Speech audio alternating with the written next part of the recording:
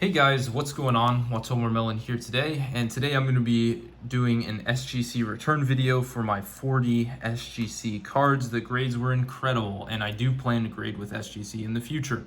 Overall, very positive experience. A few things that I'm not super thrilled about, and I'll talk about those throughout the video. And then at the end, I'll do a review, well, not a review, but a comparison of the three slabs. I guess it will also be a review and talk about my personal philosophy and preferences for the different grading companies. These were not part of the submission, and I'll talk about those at the end. So starting off, I have looked at these grades. I spoiled it for myself when I checked the pop report, and actually before we begin, picked up these two cards, which are very, very nice. Super happy to have, and very clean. So starting off, we have a card that I probably shouldn't have submitted. We have a Power Tool Dragon Ultimate Rare. Very, very cool card. That got a mint 9. That has a hair inside of the case, which I'm very upset about. Not very, but you know, it's not great to have. We've got a Stardust Dragon Ultimate Rare. Beautiful card. That got a 9.5. I was hoping one of these would get a 10. Unfortunately, neither of my Stardust Dragons got a 10. For the Ultimate Rare, we have a 9 on the first Ghost Rare Stardust Dragon. Not super upset about that. It is pretty off-center if you look at it, so not super surprised that that did not gem.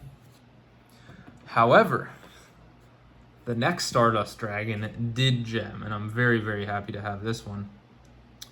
This is one that I want to keep in my personal collection, but we'll have to see what I do with it. Super happy to have a Gem Mint Stardust Dragon Ghost Rare. Maybe I'll collect all the Signer Dragons. And for the Ultimate Rare, I thought this was a little bit off-center. I mean, it is a little bit, but it's not super bad at all. Beautiful card. Love the Ultimate Rare.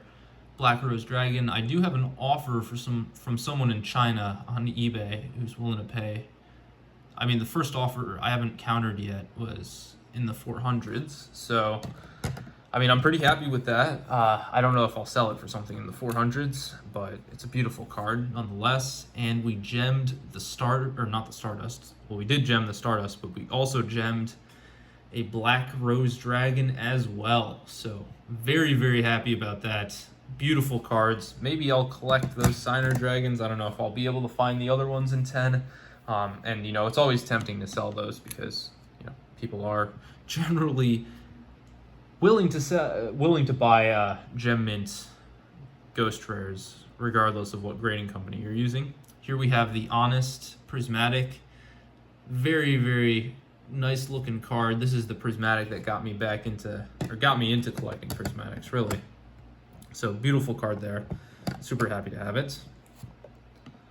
There is another one of those in the submission, but for some reason it's not next. Blood D, beautiful alternate art from the Prismatic Art Collection. This is the one card that I have sold thus far. Someone bought one for $250. So I do have another 10 right here, but this one's going to be for my personal collection. I'll probably list it, but it's going to be for much more than $250 because I'm not super keen on getting rid of it. You know, if you want to pay, I don't know, 400, 350, 400, something like that, you know, take it off my hands. But I do want to keep one of them.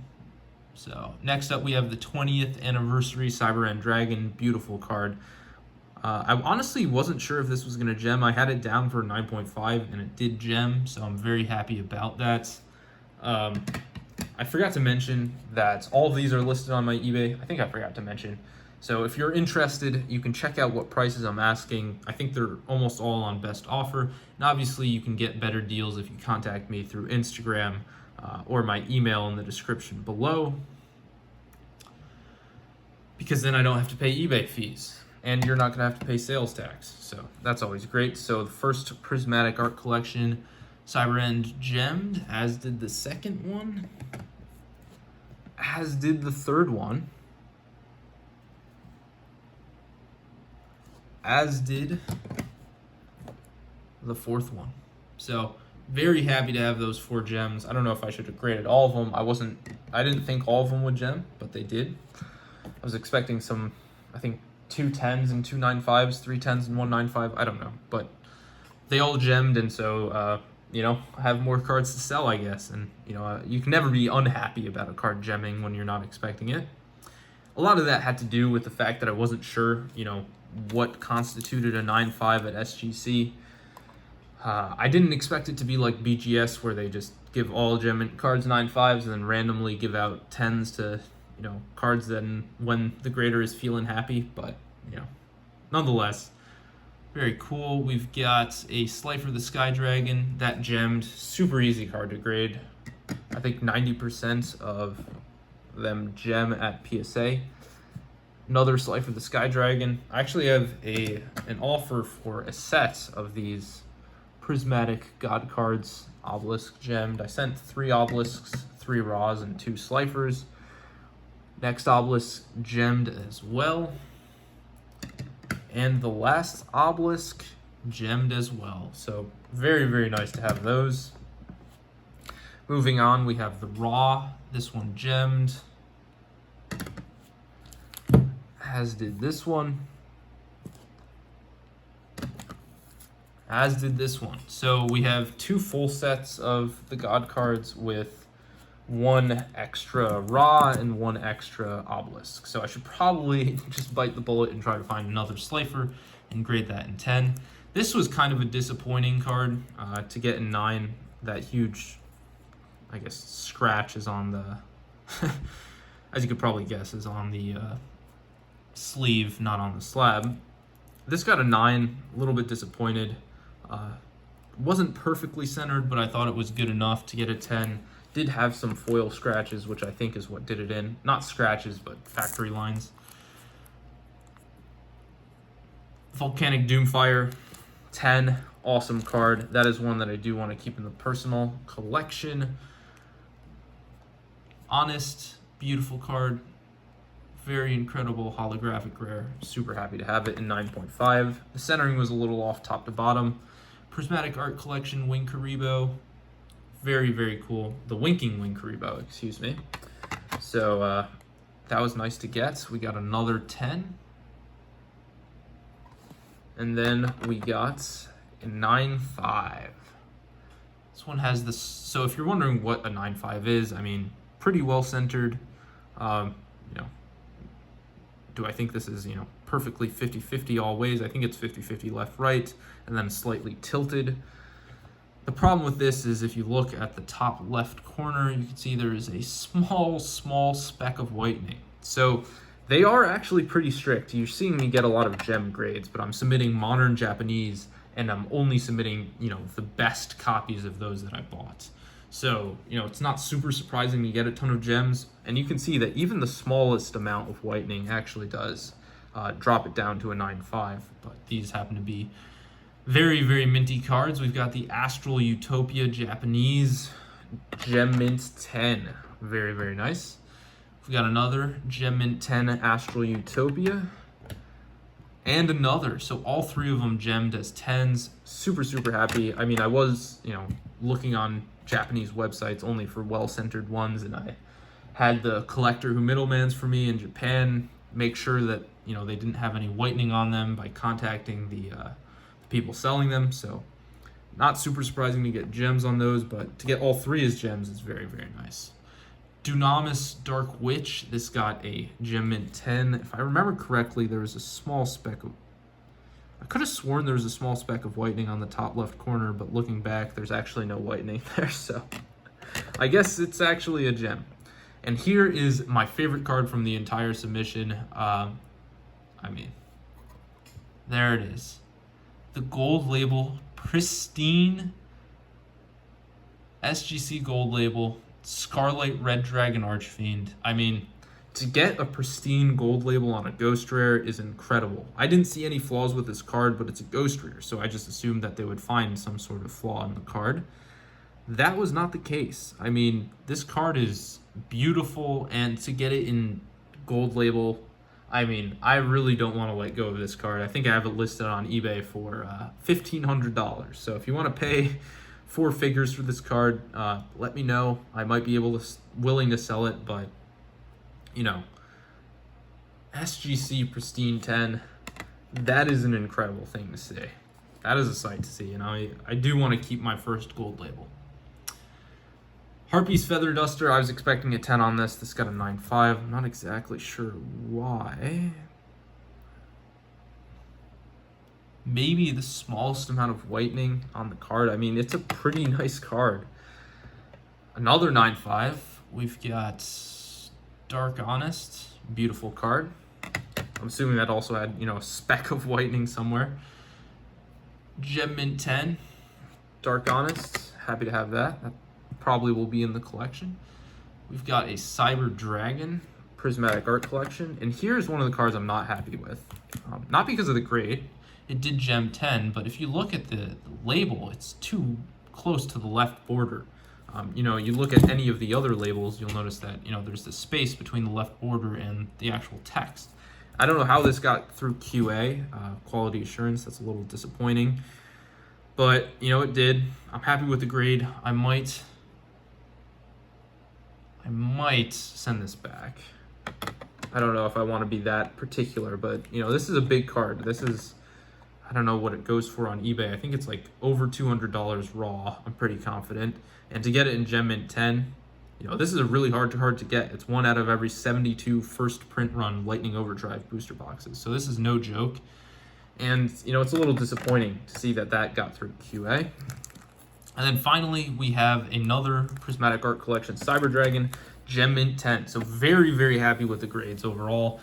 Super happy with SGC. I mean, it was overall an extremely positive experience. It took 14 days total from being sent out my door to arriving back at my house, and that includes an extra day due to USPS's power going out due to a tornado.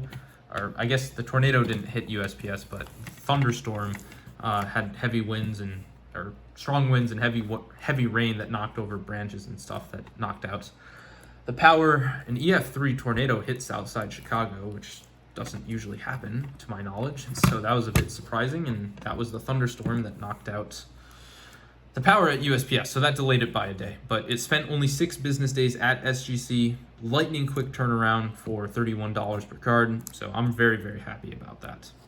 The one problem with SGC, getting into sort of the comparisons, is that these cards and these slabs are not liquid compared to PSA or Beckett slabs. Beckett's and PSA are the main players when it comes to Yu-Gi-Oh cards. Beckett actually has a larger market share in Yu-Gi-Oh than it does in other TCGs besides Dragon Ball Z, and definitely more so than most sports, to my knowledge.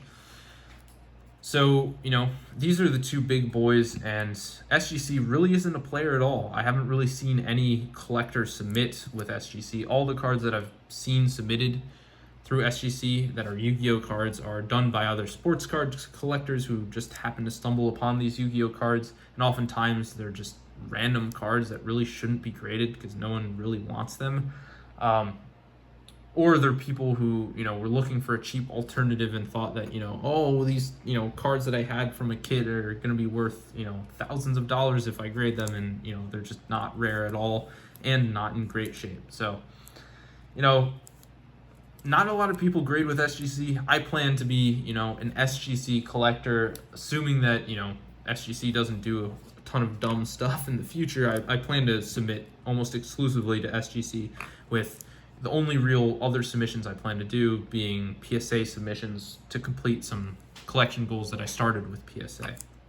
So, if I had to rank the slabs themselves, I would say SGC, then PSA, then Beckett. The problems I have with Beckett: one, the inner sleeve is something that detracts from the overall visual appeal. It obscures vision from certain angles, and it makes it a little bit more difficult to actually see the card itself on the inside. And that's, to me, something that I really don't like about Beckett slabs. I'm just generally not happy about that. The one thing about Beckett slabs is that inner sleeve also protects the card much better than not having an inner sleeve. So your card is better protected inside of the inner sleeve, but because it detracts so much, in my opinion, from the overall eye appeal of the slab itself, I really am not a fan.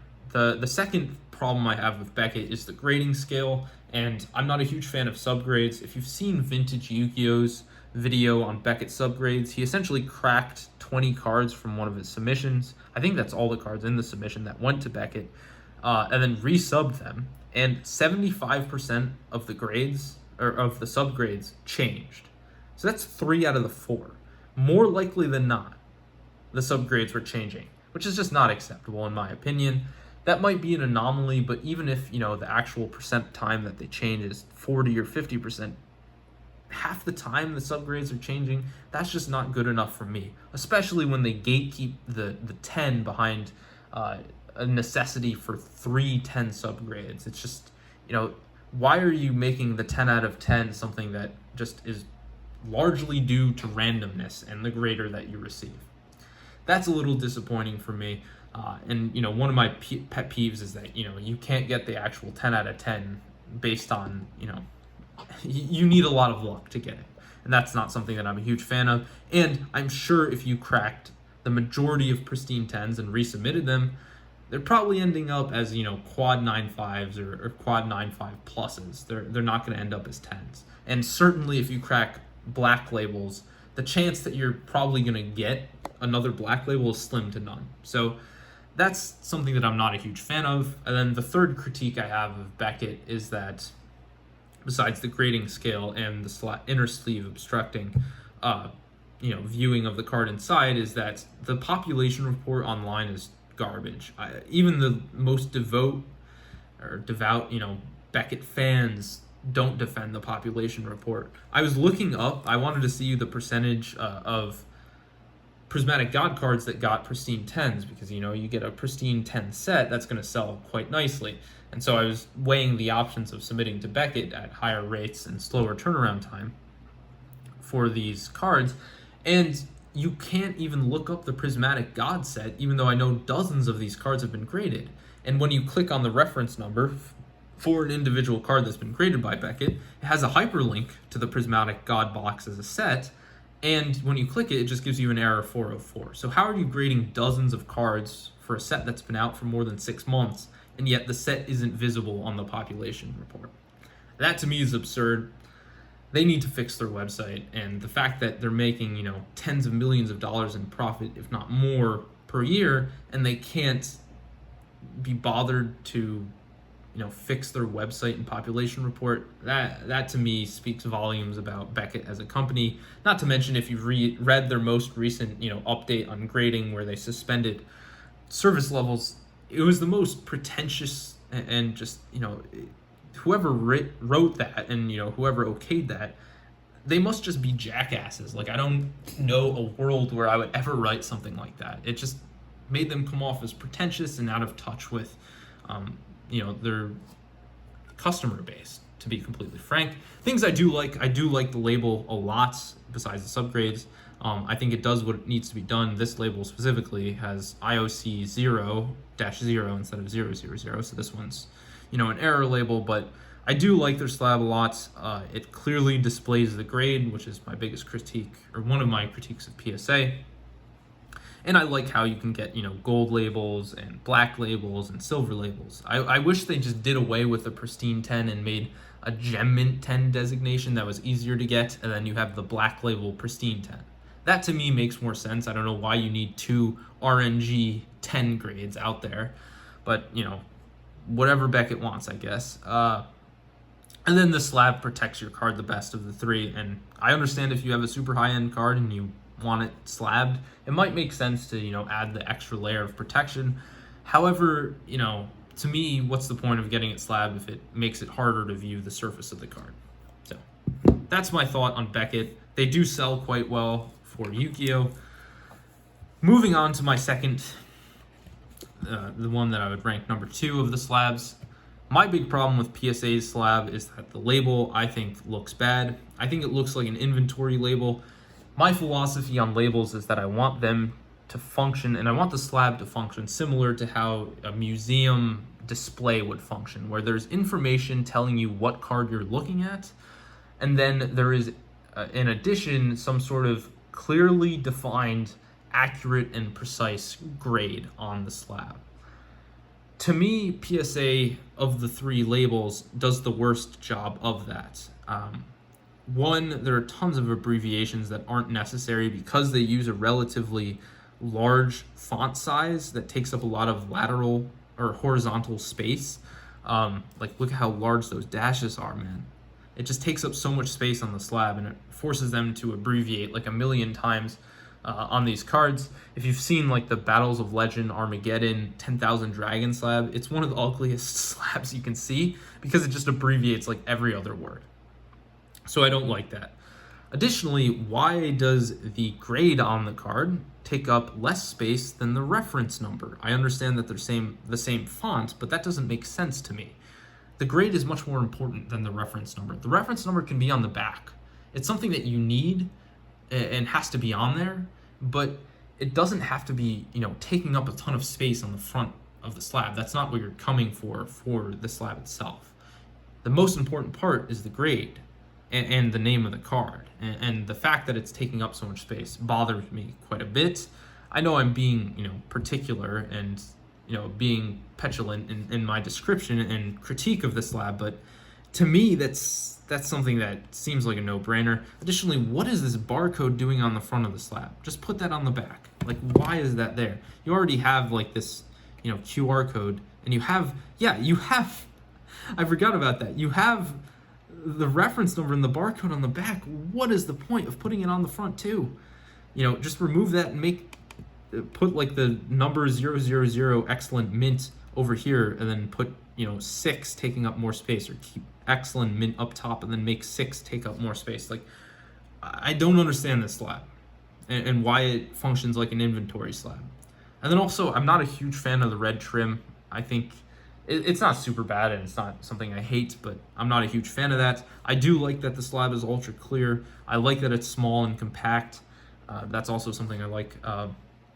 The slabs command the most value on the secondary market relative to how hard it is to get the certain grades. They're very liquid. One of my problems is that their grading scale, there's this huge discrepancy in sort of how valued the Gem Mint 10 is versus the Mint 9, and the fact that a lot of the Gem Mint 10s are so similar to the strong Mint 9s, yet the value discrepancy is enormous. And I hate that there isn't a 9.5 grade to pick up a lot of those cards that, I feel like they're just coin flips, where they would be a strong 9 or, a weaker 10, but still would be reasonable to give a 10. And they have to coin flip between the two. And that coin flip, the Gem Mint 10 might go for, 3 to 4 times more than the Mint 9. And to me, I hate that sort of coin flip. And I hate that they're sort of gatekeeping the Gem Mint 10 for no reason. Or not gatekeeping, but like that there's, huge discrepancy in price and grade for what isn't really significant differences on the card itself. My last critique of PSA, and this certainly is something that's true of Beckett as well, is that they've gotten harder in terms of how they grade Yu-Gi-Oh cards. I think that largely has to do with the fact that Yu-Gi-Oh cards were perceived as sort of inexpensive in the past, and so they didn't spend a whole lot of time looking for flaws on these cards. Also, it seems if you go on their website and you look at the description of a Gem Mint 10 card, they have 2 different centering designations that are qualifications for the Gem Mint 10. One being 60/40 and one being 55/45, and they make no indication as to what cards get what what qualification for a Gem Mint 10. And I think in the past they used 60/40 for Yu-Gi-Oh cards, and now they're using 55/45. Or if you see a 60/40 Yu-Gi-Oh card right now, you'd say that's way too off-center to get a Gem Mint 10. Yet in the past, you see a lot of those cards as Gem Mint 10s. And so that, I'm not arguing whether a 60/40 card shouldn't be a Gem Mint 10. I think like a 57/43, to me, I don't mind if it's very slightly off-center or slightly off-center. I still think that can be a Gem Mint card. So I'm not a huge fan of the 55/45, but, I don't know. I hate that they're not consistent. And I think that's also true of Beckett as well. I don't think it's some sort of top-down, let's protect these 10s. I don't think that's the case. I do think it's the case that a lot of collectors who have large positions on Yu-Gi-Oh cards have large positions on older slabs that they graded in the past, and therefore are incentivized to tell people, no, they're grading the same as they used to. It's just not true. it's just blatantly not true. And a lot of times these people have the largest, they have the largest reaches on social media, because their collections are so large and people trust them, and they spread misinformation because it would devalue the collection to say otherwise. There are some collectors like Vintage Yugioh, hats off to him, who is willing to tell the truth, and he actively tries to seek the truth, which I really, really like, but not all collectors are like that. So moving on to SGC, the one that I like the most. What do I think of SGC slabs? I love the tuxedo backdrop. I think the labels are very nice. They do occasionally very dumb things with how they organize the text on the label, where sometimes they put just 2004 Yugioh at the top, the year, and then the Yu-Gi-Oh sign, and then they move the set name to the next line, and it just looks, it doesn't look like there's a block of text. It looks like there's a small amount of text on the first line, and then a huge amount of text on the next line, and it just looks inconsistent and not optimal for the slab itself. So that's one of the critiques. Quality assurance seems to be, it's a little bit dodgy these days for all grading companies, but I've had some of these cards have, not some, but one or two of the cards have like hairs or threads inside of the slab itself, and that's just not acceptable. And I noticed it immediately looking at the slab, and the fact that a quality assurance person didn't pick it up is a little bit disappointing. Additionally, sometimes the cards can get tilted, like the tuxedo built around the card is tilted, and it's really noticeable for SGC slabs because the tuxedo really allows you to focus on the card itself. And so it's very, very obvious when the card is tilted relative to the label, and it makes the slab just look not as good. So that's one of my biggest problems. I like their grading skill a lot. I like how it's not impossible to get the Gem Mint 10. I like how they have a 9.5. I like how they don't have subgrade, and I like how they have that sort of RNG gold label, that pristine 10, but they're not gatekeeping the 10 out of 10. So I do like their grading system, by far the best of the different grading companies. I think it's a nice marriage between PSA and Beckett. So I like that quite a bit. I think their grading is pretty consistent. And overall, I like their slabs a lot. Their customer service is great, and I will be submitting with them in the future. So thank you guys for watching. If you guys have any questions or you're interested in slabs, feel free to contact me. I'll do my best to respond. But it's been your boy, Watermelon, and peace out.